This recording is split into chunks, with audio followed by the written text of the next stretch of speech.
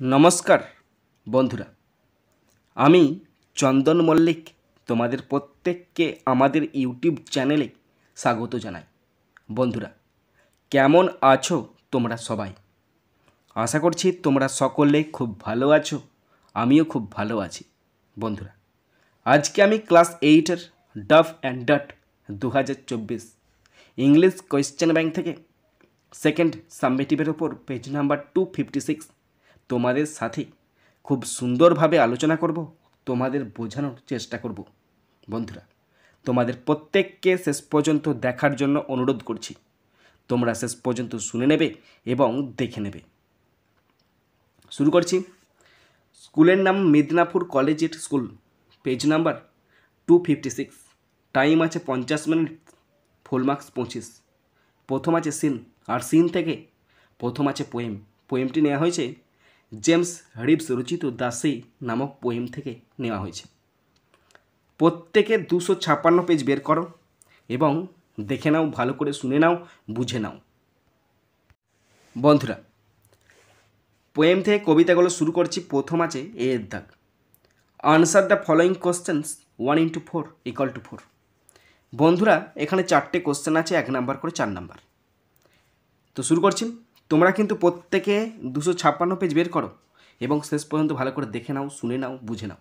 Number 1, where have the lines been extracted from. এই যে লাইনগুলো, এই লাইনগুলো কোথা থেকে নেওয়া হয়েছে? দ্য সি নামক কবিতা থেকে নেওয়া হয়েছে। তোমরা সাজিয়ে লিখবে। প্রথমে লিখবে দ্য লাইন্সটা বসাবে, লাইন্সটার সাবজেক্ট বসে গেল। তারপরে কোশ্চেনে হ্যাভ আছে, হ্যাভ বসবে যেমন আছে। তারপরে been extracted from the poem the sea. লাইনগুলো দ্য সি নামক পোয়েম থেকে নেওয়া হয়েছে। Okay. Number 2, name the poet of the poem. কবিতার কবির নাম বলো। আমরা সকলে জানি কবিতার কবির নাম। তোমরা কিন্তু যতগুলো কবিতা পড়বে তার কবির নাম মুখস্থ করবে, কবিতার নাম মুখস্থ করবে। যতগুলো প্রোজ পড়বে প্রোজের নাম, লেখকের নাম সমস্ত কিছু মুখস্থ রাখবে। তো আনসার হবে the name of the poet is James Reeves. James Reeves. Number 3, who do not play their reedy tune. কে তাদের রেডি টিউন বাজাবে না? ঘাসগুলো বাজাবে না। তাহলে হু দিয়ে কোশ্চেন থাকলে হুটা তুলে দেবে, হুয়ের জায়গায় আনসার বসাবে। হুটা তুলে দিয়ে আনসার হবে দ্য গ্রাস। এবার এখানে ডু আছে, ডু মানে ভার্বটা প্লুরালে আছে। ডু মানে ভার্ব প্লুরাল, তার মানে আমাদের নাউনটাকে প্লুরাল করতে হবে। তাহলে গ্রাস লিখলে হবে না, শুধু লিখতে হবে grasses, GRASSES, the grasses. The grasses do not play their reedy tune. ঘাসেরা তাদের গান বাজাবে না। Number 4, who is referred to here by the word he. দেখবে কবিতাটা বার করো, দেখো কবিতার আমাদের 256 পেজের কবিতাটার যে স্ট্যান্ডারটা দেওয়া আছে সেই স্ট্যান্ডার মাঝে 3 নম্বর লাইনে লেখা আছে he lies on the sandy shores. এই যে হি বলতে কি, এখানে বোঝে সে শুয়ে থাকে ওই বালুকাময় বেলাভূমিতে শুয়ে থাকে। তাহলে হি কে? এখানে তো সমুদ্রকে তুলনা করা হয়েছে একটা খ্যাপা কুকুরের সাথে। তাহলে কুকুরটা কি শুয়ে থাকে? মোটেই না। এখানে শুয়ে থাকে কে? এখানে শুয়ে থাকে সমুদ্র। তাহলে আনসারটা লিখবে এভাবে, the sea is referred to here by the word he. এখানে সমুদ্রকে হি দ্বারা বোঝানো হয়েছে। ওকে। এরপর আছে 2 দাগ। 2 দাগের এ, fill in the blanks taking words from the above stanza 1 into 3 = 3। এই স্ট্যান্জা থেকে কতগুলো শব্দ নিয়ে 3টে শূন্যস্থান আছে, 1 নাম্বার করে 3 বার সেই শূন্যস্থানগুলো পূরণ করতে দিয়েছে। তো first number 1, the west coast has several sandy beaches. পশ্চিম উপকূলে বেশ কয়েকটি বালুকাময় সৈকত রয়েছে। স্যান্ডি বিচেস মানে কি? বালুকাময় সমুদ্র সৈকত। Number 2, there was scarcely any water in the pool. এই পুলেতে একদমই জল নাই। স্কেয়ারসলি মানে একদম না। এই পুলেতে একদম কমই জল ছিল, মানে একদমই জল নেই। Number 3, the big man had a high pitched quiet voice. বড় লোকটির একটি উচ্চ পিচ কিন্তু শান্ত কণ্ঠস্বর ছিল, মানে গম্ভীর কিন্তু শান্ত কণ্ঠস্বর ছিল। ওকে।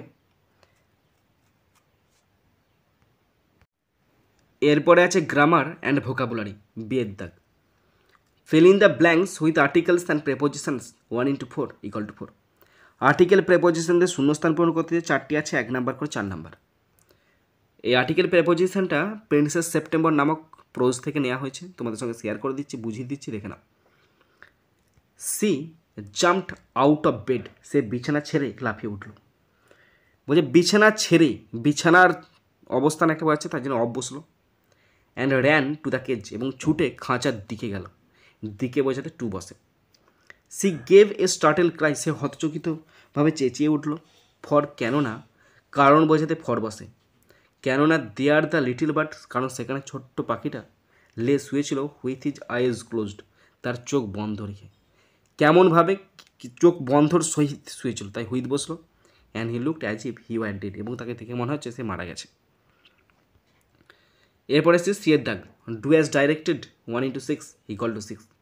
6টা গ্রামার আছে, 1 নাম্বার করে 6 নম্বর। First, number 1, the swallow said to the statue, I was staying with you for long. Narration change করতে দিয়েছি, অ্যাসার্টিভ সেন্টেন্স আছে, চাপের কিছু নাই, মানেটা পড়ছি, দেখে না। সোয়ালো মূর্তিটাকে বলল, আমি আপনার সাথে অনেক দিন ছিলাম। তো এখানে আনসার হবে দ্য সোয়ালো সেড টু, থাকলে টোল্ড বসে, উঠে যে টোল্ড বসলো, দ্য স্ট্যাচু বসলো, কোটেশন তোলার জন্য দ্যাট বসাচ্ছি। আই মানে হচ্ছে ফার্স্ট পার্সন, আই মানে কি person? First person. First person হচ্ছে ফার্স্ট প্লেস, ফার্স্ট প্লেস কোনটা? The swallow. দ্য সোয়ালো এখানে ছেলে, তাই জন্য বসলো হি, দ্যাট হি। ওয়াজ আছে, তাই জন্য বসলো had been. Staying with you, you মানে হচ্ছে সেকেন্ড পার্সন, সেকেন্ড পার্সন মানে সেকেন্ড পুলিশ, সেকেন্ড পুলিশ বলছি, সেকেন্ড পার্সন মানে দ্য স্ট্যাচু, দ্য স্ট্যাচুটা একটা ছেলের, তাই এখানে বসলো with him for long. The swallow told the statue that he had been staying with him for long. Number 2, the young mother said to her little boy, why can't you be happy. Narration change করতে দিয়েছে, interrogative সেন্টেন্সে আছে, মানে হলো যুবতী মা তার ছোট্ট ছেলেকে বললেন, কেন তুমি সুখী হতে পারো না? তো আনসার করছি, the young mother said to আছে, উঠে যে আক্সড বসবে, কারণ এটা ইন্টারোগেটিভ সেন্টেন্স। আক্সড her little boy, WH word why আছে, তাই এখানে বসলো হোয়াই। ওকে, এখানে সাবজেক্ট আছে ইউ সেকেন্ড পার্সন, সেকেন্ড প্লেসে কে আছে? লিটিল বয় ছেলে, তাই জন্য বসলো হি, হোয়াই হি। ক্যান নটটা উঠে যে বসবে could not be happy. Okay, the young mother asked her little boy why he could not be happy. Number 3, writing with an ink pen is very much uncommon nowadays. একটি কালি কলম দিয়ে লেখা আজকাল খুব অস্বাভাবিক। এখানে বলেছে ফাইন্ড দ্য ফ্রেজটা খুঁজে বার করতে বলেছে এবং তার নাম লিখতে বলেছে। এখানে কোথায় ফ্রেজ আছে জানো তো? পুরো সেন্টেন্সটা পড়বে, ফ্রেজ এক জায়গাতে আছে, writing with an ink pen, writing with an ink pen, এটা হচ্ছে ফ্রেজ। এই ফ্রেজটার নাম হচ্ছে নাউন ফ্রেজ। এখানে দেখো কি করে নাউন ফ্রেজ আছে।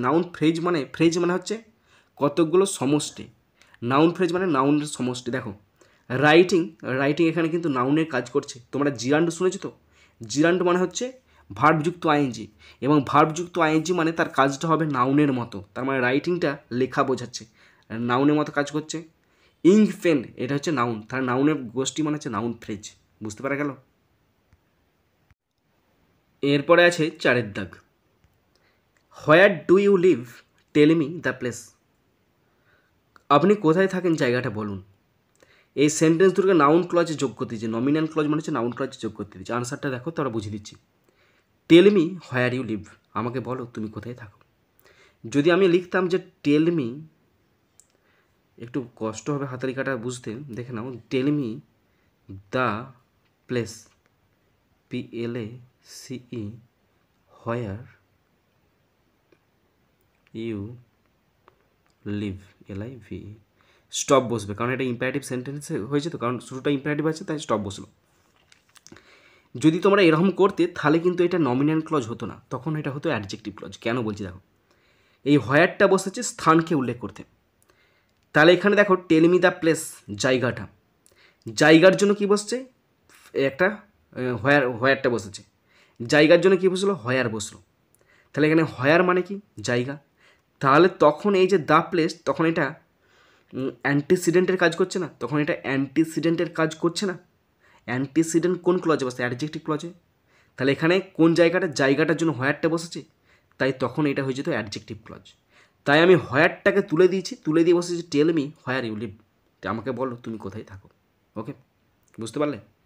Number 5, as I was getting late I decided to go home.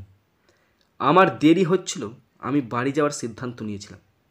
ওকে, এখানে বলেছে pick out the subordinate clause এবং অ্যান্ড আইডেন্টিফাই ইট। সাবঅর্ডিনেট ক্লজটা চিহ্নিত করতে দিয়েছে এবং তার নাম লিখতে দিয়েছে। তো এখানে subordinate clause as I was getting late, যেহেতু আমি দেরি করে পড়েছিলাম, তাহলে অ্যাজ এটা সাবঅর্ডিনেট ক্লজ, এর নাম অ্যাডভার্বিয়াল ক্লজ। কেন? কারণ অ্যাজ আছে, তাই নাম হচ্ছে অ্যাডভার্বিয়াল ক্লজ, আর এটার নাম হচ্ছে সাবঅর্ডিনেট, এসসি লিখে দেবেন, subordinate clause. Number 6, Rahul who is my friend is a great cricketer. Rahul যে আমার বন্ধু, তিনি একজন মহান ক্রিকেটার।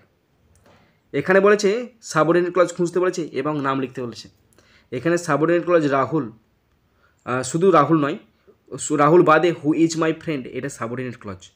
সাবঅর্ডিনেট ক্লজ এবং এর নাম হচ্ছে অ্যাডজেক্টিভ ক্লজ। অ্যাডজেক্টিভ ক্লজ বা রিলেটিভ ক্লজ, বুঝতে পেরেছো? হু ইজ মাই ফ্রেন্ড এটা সাবঅর্ডিনেট ক্লজ, এর নাম হচ্ছে অ্যাডজেক্টিভ ক্লজ। কারণ রাহুলের জন্য হু বসছে, হুয়ের জন্য রাহুল, রাহুলের জন্য হু, তাই এটা অ্যাডজেক্টিভ ক্লজ। বন্ধুরা, শেষ পর্যন্ত দেখার পর যদি শিখতে পারো, জানতে পারো, কাজে লাগে, অবশ্যই নিজের বন্ধুবান্ধবী, নিজের ভাই বোন, নিজের আত্মীয় পরিজনের মধ্যে শেয়ার করে দেবে এবং তাদেরকেও শেয়ার করতে বলবে। আর অবশ্যই লাইক করে জানাবে, পারলে সাবস্ক্রাইব করবে, সাবস্ক্রাইব করলে অবশ্যই বেল বাটনটা প্রেস করে দেবে। বন্ধুরা, এখানেই শেষ করছি ভিডিওটি। সুন্দর থাকবে, সুস্থ থাকবে, টেক কেয়ার, থ্যাংক ইউ, জয় হিন্দ, বন্দে মাতারাম।